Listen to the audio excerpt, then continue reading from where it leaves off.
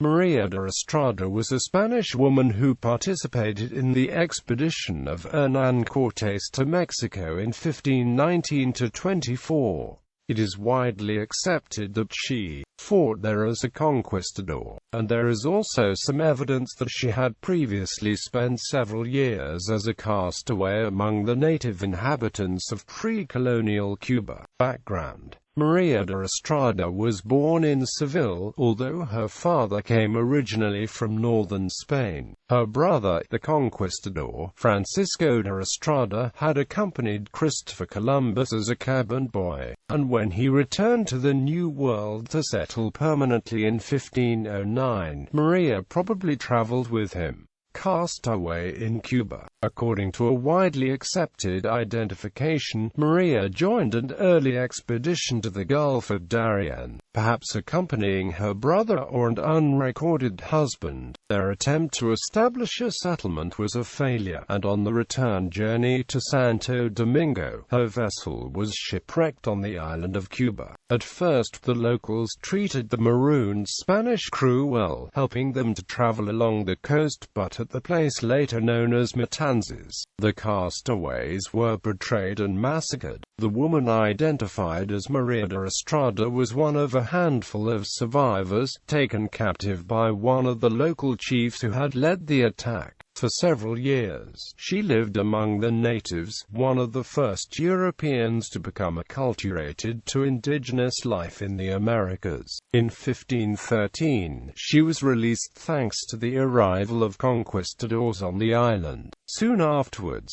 she married one of these Spanish colonists, named Pedro Sánchez Farfán.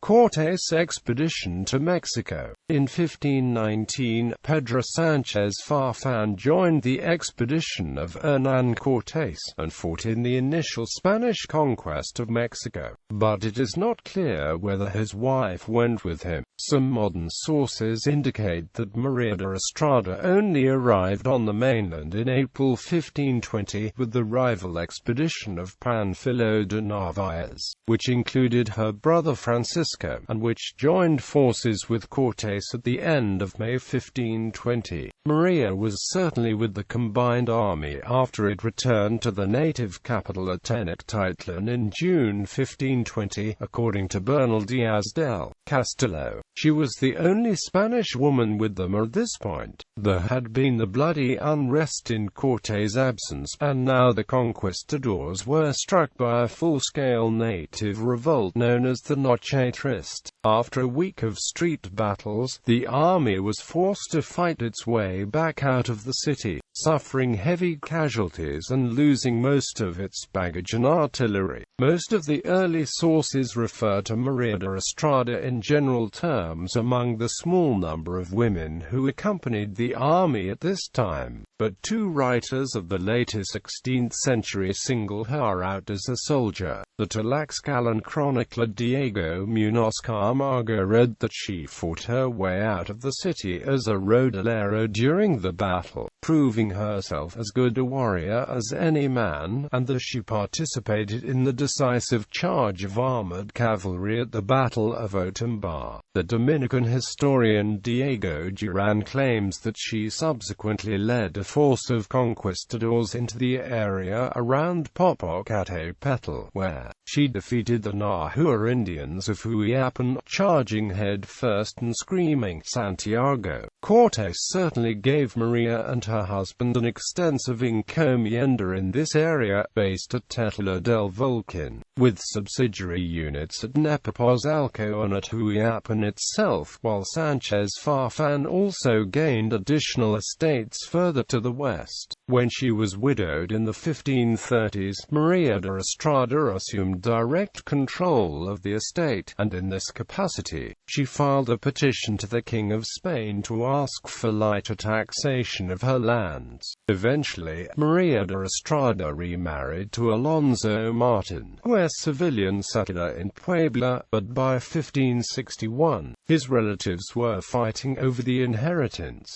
Instead, the encomienda was annexed to the royal domains of the King of Spain. It seems that neither Maria nor her first husband had surviving descendants. Academic perspectives. The basic fact that María de Estrada accompanied Cortés' army to Mexico is vouched for by eyewitness memoirs, but historians do not agree about the reliability of the evidence on which her detailed biography is based. Luisa Camposano, in the fullest discussion of the problem, concluded that the sources support each other, and provide a consistent factual and psychological portrait, but other historians have been more cautious, suggesting that María de Estrada's military prowess may be a literary fiction, and inferring that she arrived in the New World too late to be the castaway rescued in 1513.